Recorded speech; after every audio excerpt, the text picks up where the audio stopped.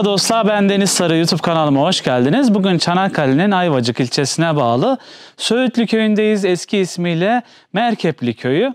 74 yaşındaki Hakime teyzenin çocukluğunda büyüklerinden dinledikleri masalları resme dökmüş. Aynı zamanda bugün bize masallar anlatacak. Onun hikayesini dinleyeceğiz. Hazırsanız yayınımız başlıyor. Merhabalar teyzeciğim. Hoş geldiniz oğlum. Hoş bulduk. Nasılsınız? İyi misiniz? İyiyim. Siz nasılsınız? Ben de iyiyim. Çok teşekkür ederim. memnun oldum ben de. Ben de teşekkür ederim. Evet teyzeciğim, şimdi seni duyduk. Burada bazı haberlere de konu oldun. Evet. İnsanlar gelip senin hikayelerini dinlediler.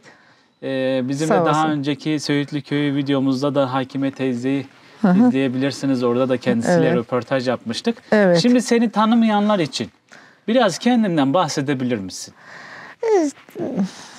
Yani burada doğdun, büyüdün. Burada doğdum. Ben yayla kızıyım. Yaylalarda durduk. İşte annem, babam, halam, amcam, dedemler.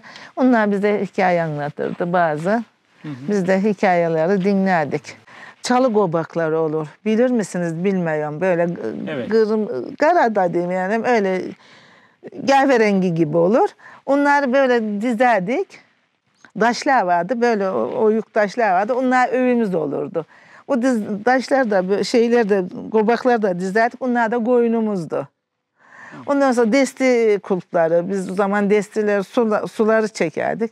Desti şeylerini de inek yapardık. Evet. İneklerimizdirdik. Yani güzel geçti. Ben tabii okula gidemedim. Annem çok işimiz ağırdı. Koyunu vardı, ineği vardı, bahçesi vardı, çocuklar var. Ben Kaç kardeştiniz? 4 kardeşiz. Evet. En büyükleri benim. Yaylaya nereye giderdiniz? Yaylada İlesakı'ya doğru bir tarla böyle büyük tarla vardı. Yayla ona deriz biz. Keçileriniz falan mı vardı? Koyun vardı, Koyun inek vardı, koyun vardı. Öyle şey. Keçi de yapıldı Peki zaman. şu anda yalnız mısın? Evet. Çocuklar var mı? Çocuklarım Çanakkale'de. Bakın böyle bir köyde yaşıyor Hakime teyze. Burası Söğütlü köyünün içi. Genellikle taş evler var. Hakime teyze de hemen şöyle köye geldiğinizde şurası köy meydanı. Köy kahvesi var aynı zamanda orada. Köy camisi zaten şurası. Orası Hemen köy camisinin arka tarafında şöyle bir küçük güzel bir evi var. Bu evde yaşıyor. Burada hem sergisini düzenliyor. Yaptığı resimleri, işte çocuklukta büyüklerinden dinledikleri masalları resmediyor ve geleceğe yani torunlarına bırakmak için şöyle bir sergisi var. Burası aynı zamanda bir müze haline gelmiş. Çok güzel gerçekten. Şöyle gösterelim bakın arkadaşlar girişten itibaren. Şurası benim yaşadığım hayat. Yani çocukluğumdan beri yaşadım. Ben onu torunum için yaptım. Yani şöyle kaç tane ağaç var, kaç tane karınca var, kaç tane yılan var. Ondan sonra biz derelerde buğday yıkardık, bulgur kaynatırdık, tarhana yapardık, her şey. Burada çamaşır yıkadık derelerde. Onları hepsini çizdim yani torunum görsün diye. Başka bir şey değil, torunum görsün diye. Şöyle resimlerde genellikle tabii köyde yaşadığınız için ağaç var, horoz var. Evet. Biz zaten onları daha çok şey yapıyoruz. Daha çok şey yapıyorum. Mesela şu köylü gelini kaçırmış. Ondan sonra da üzüntüsünden boynunu bükmüş. Bak şu bizim çarşamba gece düğün gecesi, kına gecesi olur. Ne güzel de çizmişsin bunları böyle. İşte kartonların üzerine, buldukları resim kağıtların üzerine yapmış. Peki tuvali ya da tuval getiren hiç olmadı mı sana? Resim tuvali. Bir Çanakkale'den bir öğretmen getirdi. Yalnız onlar hep satıldı. Tuvaller daha hızlı satıldı. Çünkü onlar daha kalıcı ya, daha rahat satıldı. Bunlar da mesela şey yapıyorum, bilmiyorum işte. Burada da mesela... Burası da masal dünyası. Şurası. Öyle mi? Burası masalları anlatmak için. Bakın arkadaşlar. Burada peki bu yöresel kıyafetli yaptı. O da yörük gelini. Yörük gelini. Yani bizim burada yörüklerimiz vardır. Şeyde uzakta yani. Çamkalabak'ta bilmem ne. Ondan giyimi yani. Onlar böyle maviyi, kırmızıyı çok sever. Yeşili. Ben de o şekil boyadım yani. Evet. Şu Pamuk Prenses. Peki Hakime teyze, şimdi çocukken biliyorsun şu anda çocuklar hep tablette, telefonda, Evet, işte televizyonda. onun için işte ben bunları yaptım. Senin çocukluğun çok güzeldi. Yani büyükler bize masallar anlatırdı. Evet, çok Biz güzel. bunları gözlerimizde canlandırdık bunları. Tabii çok Ve güzeldi. çok güzel hayal dünyamızı Hayal geliştirdik. dünyamızı genişletiyorduk böyle her şeyinden. Yani şimdi çocuklar şeyde görüyor ama biz gerçeğini gördük. Biz her şeyin gerçeğini gördük. Şu mesela şurada elma topluyor. Yani bunu nasıl toplayacağını bile şehirli çocuk bilmez. Annemler çorap örer, nenemler, dedem, halamlar, amcamlar toplanırız çorap örerler. Ondan sonra biz de meram anlamayız. Böyle çat pat konuşuruz, böyle koşunmak isteriz, şey yapmak isteriz. Onlar getirir çarşafın üstüne nohut, baklava, ne varsa işte incir, üzüm koyuveri. Ondan sonra onu yedikten sonra başlarız şımarma gene, koşunma. Çocuk değil miyiz? Bir sefer durun size masal anladım derdi. Masal anlatmaya durdum, biz de her şeyi bırakırdık. Bir de hatta tıp derdik. Kaç yaşındaydın teyze? Gerçem herhalde 73 yaşına, 74 yaş. 2 yaşta büyük yazdırdılar. Bu tarafa da kaldığın yer var. Burası kaldım yer. Ha, kaldığın yer burası. Evet. Burayı müzeye çevirdin. Burası annem yaşadı. Annem vardı. Onlar ölünce Allah rahmet eylesin. Ölmeseylerdi çok iyiydi. Öldüler. Şimdi ben bunları yaptım. Ne yapalım dedim. Böyle buralara işte koydum. Mesela hep bunlar benim kendi hayatlarım yani şey yaptım. Burası bu ne biliyor musun oğlum? Bu Beyram eskelesine dövelerle palamut götürüyoruz. Bak döveler çekerek palamut eskeleye indiriyor. Eskiden burada palamut vardı. Develerle götürüyorlarmış Evet, değil mi? Develer tabii palamut. Evet arkadaşlar, yani bu yöre özellikle palamutçuluk yapıyormuş. Evet. Buradan meşelerden toplanan palamutlar Ağaçtan. ne amaçla gidiyordu teyze? Boya olmak için Yunanistan'a geçiyordu. Yunanistan'a gönderiliyordu değil mi? Eskeleden Yunanistan'a Kök boya geçiyor. yapıyorlardı. Kök boya, kara boya oluyordu ama ta başka boyalar da olabilir. Biz o gıdasını biliyoruz. Ben fazlasını bilmem. O boyalarla da işte halılar yapılıyormuş. Evet bak ben hatta halılar dokunuyormuş. Bak halı dokuyorlar işte dokuyorum. Bak mesela orak piçeni dokuyoruz bura. Ne güzel. Bak bu da kasaba köşkü. Kasabada yaşayanlar böyle yaşıyor. Biz de böyle yaşıyorduk. Evet. Ama biz mutluduk da. Şimdi ne bileyim nasıl. Köyler yine daha güzeldi. Köylerimiz çok güzel. Köyümüz çok güzel. Evet. Peki bu resme nasıl başladın? Yani nasıl alıştın buna? Ben bunu nasıl alıştım biliyor musun? Ben Kabe'ye gidince Kabe'yi çizmek için alıştım. Onu da gösterebilirim. Tabii. Onu ben çocuk bakıyordum. Ben hakimden çocuklarına baktım. Bu hakimden o hakime atladılar. Ben bakamam dedikçe ben kızı okutmak için Ayvacık'a gittim. Ondan sonra o hakimden o hakime derken oradan işte çocukların şeyinden bakarken defter verdiler bana. Ben de deftere yaptım, çizdim yani. Bak Kabe'yi çizdim. Öyle Kabe'yi çizdikten sonra başladın. Evet başladım usul Kabe. İşte İstanbul'u vardım camileri çizdim. Kız kardeşim vardı İstanbul'da. Giderdim de senede 2-3 kere belki daha fazla 20 günde bir giderdim hasta olduktan sonra. İşte böyle. Bunların çocukların şeylerinden. Peki geldi insanlar sonra seni böyle keşfettiler. Ya, nasıl oldu o? Bak şimdi böyle benim kızın kocalarından kardeşleri mimar, mühendis. Böyle kağıtlar getirdiler. Ben dedim ki bana yalnız kalıyorum. Ben dedim böyle çizmek istiyorum dedim. Böyle bir kağıtlar getirdi onlar. Ondan sonra onu nasılsa yani 3 kişi ya 4 kişi duydu. Hani herkes var da yani onlar tabi biraz candan beni seviyorlar. Herkes sevecek hali yok ya. Herkesin gelecek hali de yok. Onlar bana bir şeyler getirdiler. Kalem getirdiler. Defter. Bir de benim Cansu diye bir kızlık edindim yani. Küçük ama yaşı. O da bana böyle destek oldu. Yani şöyle yaparsan olur teyze dedi. Cansu diye. O da çok böyle resimlerimi çok beğendi. O da ressam zaten. Peki sana böyle tuval getirseler, boya getirseler, ondan da yapabilir misin tuvalde? Tuvalet yaptım işte. Bunu istiyorlar ama ben bilip de gönderemedim. Bakın arkadaşlar, tuval var. Bu arada Hakime teyzeye destek olmak isterseniz buraya köye geldiğinizde şöyle hediyelik patikler satıyor. Bunlardan alabilirsiniz. Zaten köy meydanında kime sorsanız Hakime teyzenin evini gösterir. Hemen caminin arka tarafında. Burada yine köyde işte doğada topladığı kekikler var. Ada çayları var. Nane var. Başka neler var teyze? Nane var. Neler? Geçimini nasıl sağlıyorsun? Geçimimi işte böyle yapıyorum yani. Resimlerini de satıyorum tabii. Satıyor mu? Satıyorum. Resimler. Nereden satıyorsun peki? Gelenden.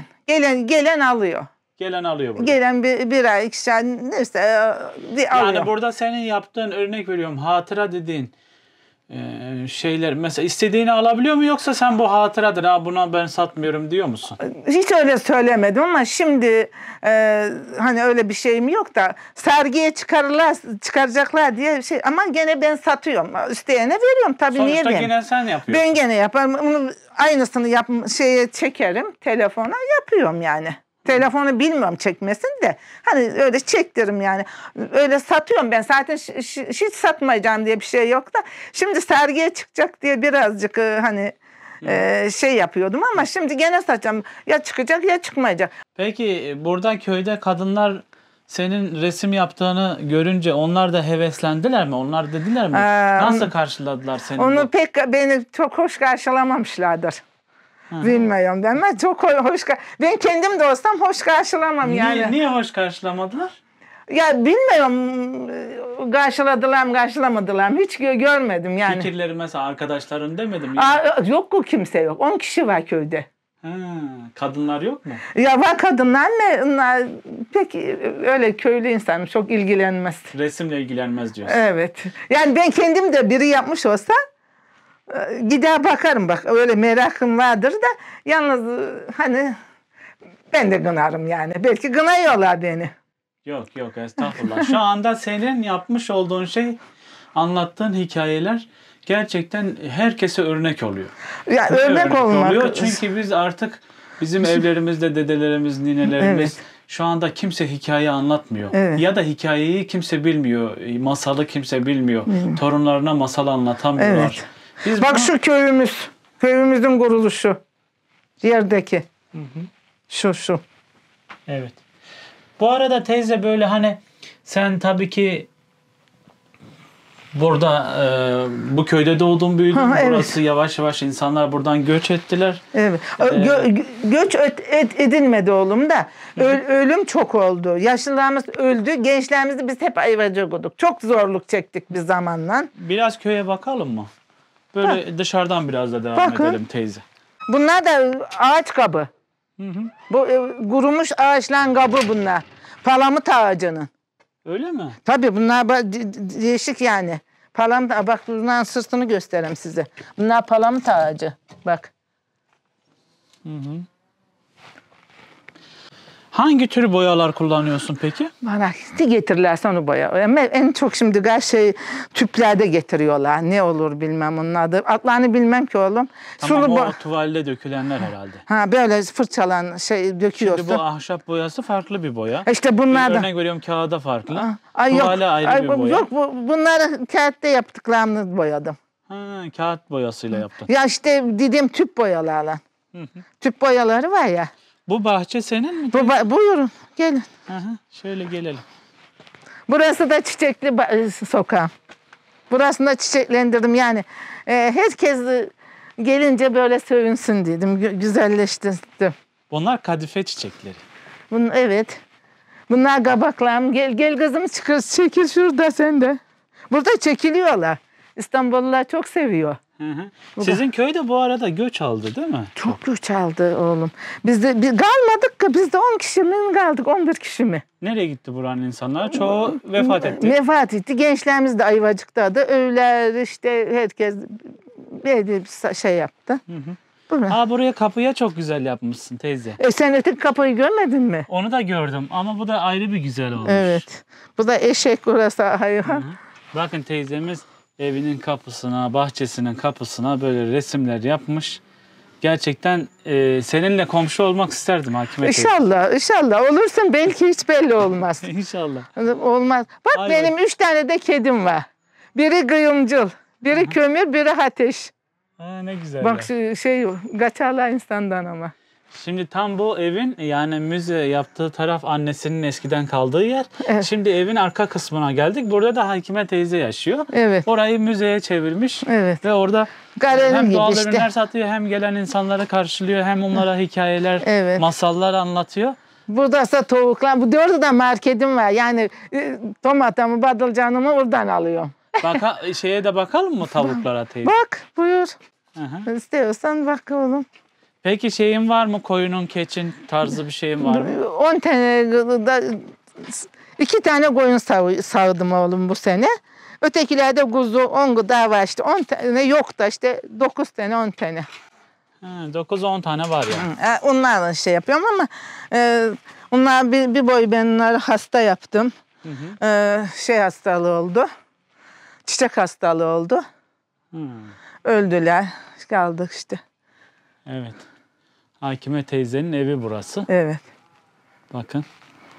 Şöyle güzel bir taş evde oturuyor. Burada Evet. hemen tavuklarım var. Gazlam da var ama Kazlarım var. gazlam Ama dışarı çıkmıyor. Biraz yem vereceğim mi onlara teyze? veririm ama gelirler bilmem. Gel gel gel gel gel. Abi bi. Gel gel gel gel. Gel gel gel gel gel. Gel gel gel gel. Ha gel. Ha gel. Gel gel gel gel gel. Biraz şeylerdir, ürkeklerdir. Biraz ürkekler değil mi? Evet. Bizden iyisi böyle. İnsan görmüyor. Çok insan görmüyor bu yanına tabii geçmiyor. Benim öteye gelen oluyor da. Bunlar da kümeslenmişti. Hı. Koyunlarını nereye koyuyorsun? Koyunlarımı gidiyorum. Bazı teyzem oğulları var. Onların yerleri var anasından babasından. Onlar benden para almıyor. Ben de onları oraya koyuyorum. Bu bulgur taşı. Bulgur taşı mı? Evet. Altı da olur bunun. Bu üstü. Burası da bu da Yuvarlak. yuvarlak. Eskiyi özlüyor mu teyze? Çok. Çok zordu ama hayat çok zordu ama çok da özlüyorum. Çok da güzeldi yani. Yani benim gene hiç özlenecek yanım yok. Ben her dışarıdayım. Hep dağlardayım. Ben insanlarla çok severim insanları. Böyle dedikodu oturup da dedikodu yapmamışımdır. Kendi hayalimde dağa giderim, mantara giderim, ona giderim. 3 koyunum var işte onlara bakarım. Yani çok yapmam yani fazla insanlarla hani oturup da şunun bacağı, şunun ayağı değmez yani. Hiç öyle bir şeyim yoktur. Hiç de bir şeyi kötüye çekmem. Her şeyi iyiye çekerim. Şimdi burada izleyenlere Ha.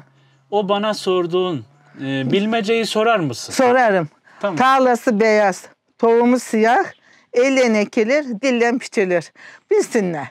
Eğer bilemezlerse bana İstanbul'u versinler. Bunu arkadaşlar bu sorduğumuz bilmeceyi bilenler ya da tahmin edenler yorumlara yazsınlar. Evet, Bakalım yazsın. kim biliyor. Bakalım kim biliyor. Evet. Bilenlere bir tane resim hediye edeceğiz. Bu bilmeceyi ilk bilene Hakime teyzeden satın aldığım bir resmi hediye olarak kargolayacağım. Ha, tamam ben Tamam yapamam. teyze. Ben yapamam. Tabii ki Tabii. Hakime teyzemiz yapamaz ama onu ben şimdi Hakime teyzeden güzel bir resim alacağım. Tamam. Resmi ilk bilene, bu bilmeceyi ilk bilen kişiye yollayacağım. Evet. Bir iki tane soralım madem o zaman. Bir iki tane daha sorsa. Birinciyi sorduk. Altı çeşme içilir, üstü çayır piçilir. Tamam, bu ikinci. Bu ikinci. Pamuktur, ısıtmaz. Kuştur, çırpınmaz. Bu üçüncü oldu. Üçüncü. Tamam. Ondan sonra gide gide yorulmaz, eve gelir konuşmaz. Bu da dördüncü. Bir tane daha soralım. Bir tane daha. Şimdi şu anıma. Dişleri var, ısırmaz. Dişleri var ama ısırmaz. Bu da 5.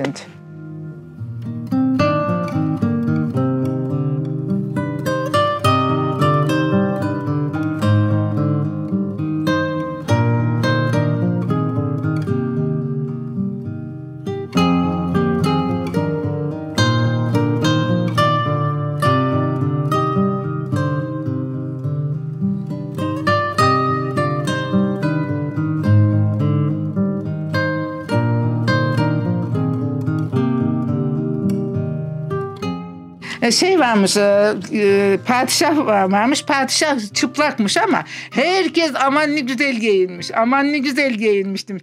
Çocuğum bir de çıkmış da padişah çıplakmış, herkes çıplak demeye. Bilmem benimkiler de resimden çok güzel diyorlar, gerçek mi diyorum, yalnız hani padişah gibi mi diye ondan şey yapıyorum. Çok güzel, hepsi de çok güzel. Teyzemizden şimdi şöyle bir hatıra olsun diye böyle bir destek amaçlı bir tane resmini aldık. Şimdi ilk bilmecemizi bilen kişiye bunu kargolayacağız arkadaşlar. Ama diğer bilmeceleri şöyle bir ricamız var. İnternetten bakmadan lütfen tahmin yürütün. Yani internete bakınca bunun tabii ki esprisi kaçıyor. Evet. İnternete bakmadan biraz şey yapın. Yani ailenizin arasında çocuklarınız da varsa yanınızda onlarla birlikte bu sorduğumuz bilmeceleri çözmeye çalışın. Evet. Çok teşekkür ederim. Ben de teşekkür ederim. Çok sağ olasın teyzeciğim. Siz de sağ olun. Ayaklarınıza sağlık. Elinizde sağlık.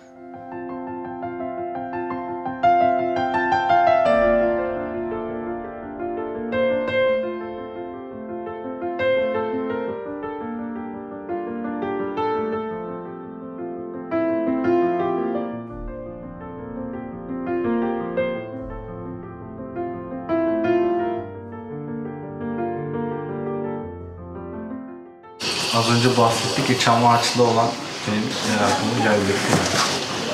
Ha, tamam. Anlatırsanız sevinirim. Tamam.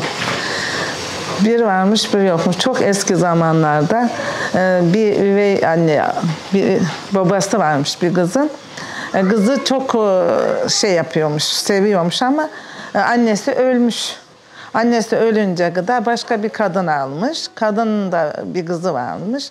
O kızından üstün tutuyormuş kendi kızını hanım. Babasına demiş ki, kocasına demiş ki bu kızı demiş götür git. Bir şeye at, ormana at demiş. O da demiş ki nasıl atam demiş. At, bırak demiş, kaç demiş. Bir kabak almış, bal kabağı almış. Orada tın kabacık aldadan beni babacık dirmiş gezermiş çocuk. Ama bir de bakmıştı odun toplayacaklarmıştı. Baba gitmiş. Hiç babası kalmamış. Kalmayınca kadar öte bakmış, beri bakmış, işin içinden çıkamamış. Ormandan gide bir çeşmeye rastlamış. Çeşmeye vardıktan sonra masal ya bu. Çeşme dile gelmiş. Bu daşlarımızı demiş, benim aklerseniz çok memnun oluruz demiş. Bir sefer daşlarını aklemiş. Ondan sonra ona teşekkür etmiş, o gitmiş. Ama giderken bütün daşını kadar daş aklediyse hepsi altın olmuş. Kızın boynunda, elinde, ayağında. Şimdi gene gide bir dövlere rastlamış. Dövlere vardı, onlar da bide yapıyormuş. Demiş ki ben demiş, bideyi demiş, ben atıveririm size demiş. Onlar da orada atıvermiş. Atınca kadar dövler buna yememiş. Dövler insan yermiş, yememiş. Hadi güle güle gitmiş. Bir sefer öyle böyle derken öğünü bulmuş. Öğünü bulunca horoz şey yapmış. Horoz çıkınca kadar demiş, benim demiş ablam telli pullu, altınlı ablam geliyor demiş. Bir sefer üvey anne de görünce bunu altın çok getirdi diye kendi kızını da göndermiş. Aynı adama götür git demiş. Götürmüş aynı ormana koymuş.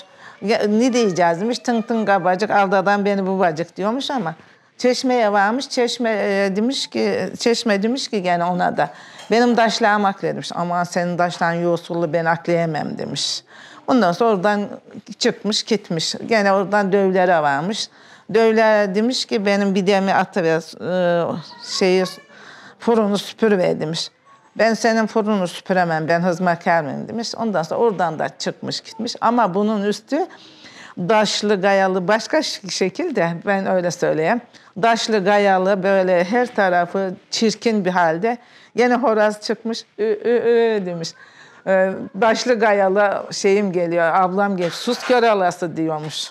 Sus böyle dime diyormuş. Ama işte orada öyle yapınca, yani burada kötülükle iyiliği anlatıyor masal. Bir kötülük yaparsan, yani hilekarlık yapmazsan her şeyi buluyorsun. Ama hilekarlık yaparsan böyle kötülük buluyor. Burada da masal bitiyor. Ağzına sağlık. Teşekkür ederim.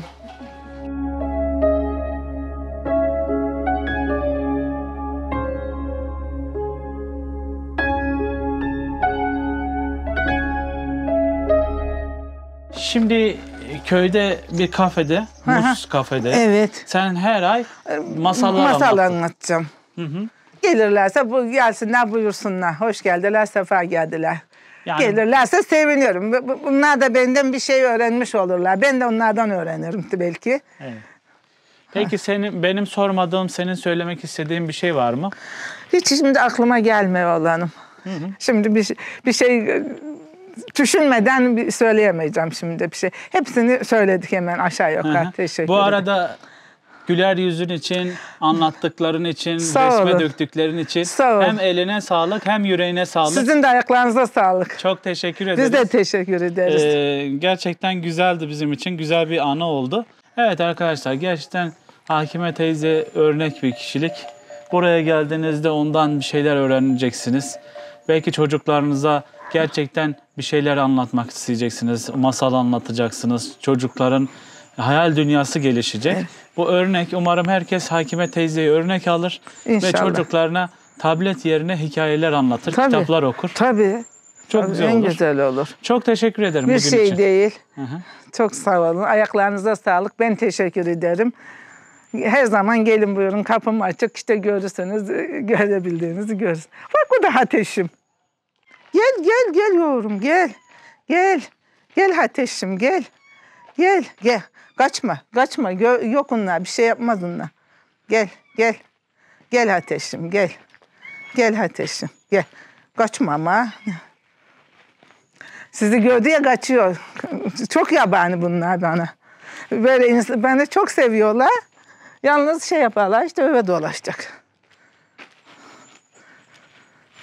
İşte böyle.